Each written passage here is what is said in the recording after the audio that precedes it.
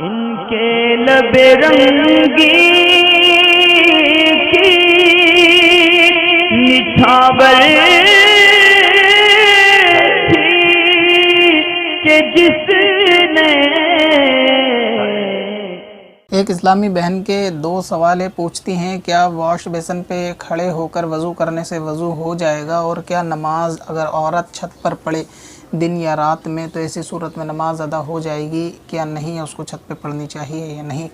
तो दोनों सूरतों में काम तो हो जाएगा, यानी वॉश बेसिन पे खड़े होकर वज़ू करने से वज़ू भी हो जाएगा और छत पे नमाज अदा करने से नमाज भी अदा हो जाएगी, मगर ये दोनों काम करने नहीं चाहिए। यानी औरत को तो ख़ास करके छत पे अगर बहुत सारों की आदत होती है गर्मी वगैरह में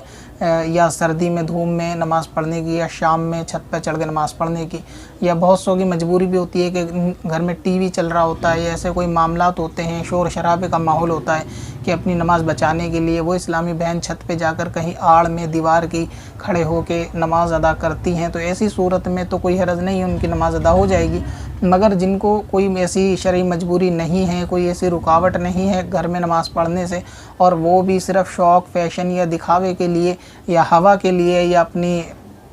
फ़ायदे के लिए, यानी धूप मौसम के फ़ायदे के लिए, तो ऐसी सूरत में इनको चाहिए कि घर के अंदर ही नमाज़ पढ़ें। और नमाज नाम है उसके फ़र्ज़ शर्त मुकम्मल अदा करने का, कि अगर नमाज सही तरीके से पढ़ी जाएगी तो नमाज छत पे भी अदा हो जाएगी और घर में भी अदा हो जाएगी। मगर इस्लामी बहनों को चाहिए कि वो नमाज अपने कमरे में, बल्कि जितनी ज़्यादा छुप के पढ़ी जाए उतनी बेहतर है। और मजबूरी की हालत मैंने बता दी कि अगर ऐसी सूरत है और छत की सिवा चारा नहीं तो फिर कोई हरज भी नहीं है। मजबूरी में नमाज़ कज़ा करने से तो बेहतर यही है कि नमाज को छत पे अदा कर लिया जाए, तो वहाँ छत पे नमाज अदा हो जाएगी। मगर ये कि पर्दे की एहतियात दोनों सूरतों में ज़रूरी है। अब ये कि वॉश बेसिन पे खड़े होकर वज़ू करने से वज़ू भी हो जाएगा, मगर इसकी आदत बना लेना बुरा है। कि वज़ू के अदब मुस्तहब्बात में से यही है कि वज़ू को बैठ कर किया जाए, मगर आजकल दौर चल गया है वॉश बेसिन का कि लोग अपने आराम के लिए सुन्नतों को अक्सर छोड़ते चले जाते हैं, कि आराम पसंदी इतनी ज़्यादा हो गई है। तो ऐसी सूरत में वो खड़े होकर ही वज़ू करते हैं, और बहुत से ऐसे भी हैं कि वॉश बेसिन में पैर भी धो लेते हैं।